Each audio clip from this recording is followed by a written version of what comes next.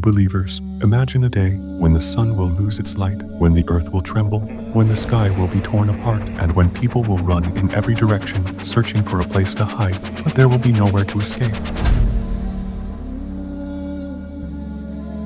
This world, which we thought was so powerful, the buildings, the roads, the technology we took so much pride in, everything will be destroyed, and not just the earth, the sun. It will also burn, not with light, but with fire. This is not just a story, this is Allah's promise, as described in different places in the Quran. The day of judgment will come suddenly, people will be terrified, and then, all of a sudden, a mighty sound will echo, a sound like no one has ever heard before, a sound so powerful that it will make every living being tremble. What is this sound? It is the blowing of the trumpet by Angel Israfil. When the trumpet is blown, it will not be just a sound, it will be a call that will bring death to every living creature, as described in Surah Az-Zumar. And when the trumpet is blown, everyone in the heavens and the earth will die, except whom Allah wills. Then it will be blown a second time, and suddenly they will all stand up around. This means that with the first blow of the trumpet, everything will perish, and with the second blow, everyone will be brought back to life.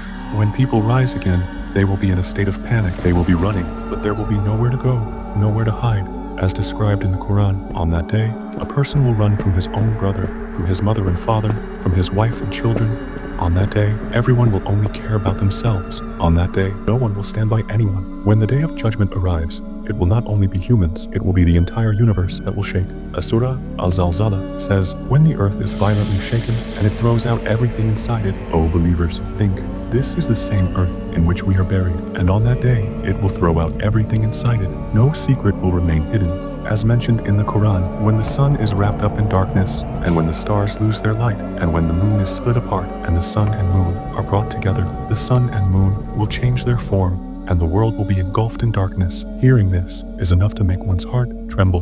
But what happens next is even more astonishing. The time of judgment, when the record of deeds is given.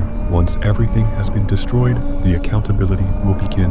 On that day, everyone will be given their record. As for the one whose record is given in his right hand, he will say with joy, "Here, read my record. I knew that I would be held accountable. But now, look at what happens to the sinners." As for the one whose record is given in his left hand, he will cry out, "I wish I had never received my record. I wish I had never been alive." Imagine, on that day, there will be no excuses. Every single action we did will be written down. Our eyes, hands, and feet, they will all testify against us. The final decision will be made. On that day, there will only be two destinations, paradise or hell. As Quran describes the scene of paradise in Surah Al-Waqi'ah, those who enter paradise will be in bliss, cool, refreshing air, flowing rivers, every kind of fruit, and endless joy. But for those who enter hell, their situation is described in the Quran. Those in hell will be given only boiling water and thorny plants to eat. Their faces will be burned, and they will be surrounded by torment from all sides. O believers, this is not some mysterious tale. This is reality. This is a day that will come. Allah has repeatedly reminded us in the Quran that this world is a test. Whoever obeys, Allah will have a good outcome.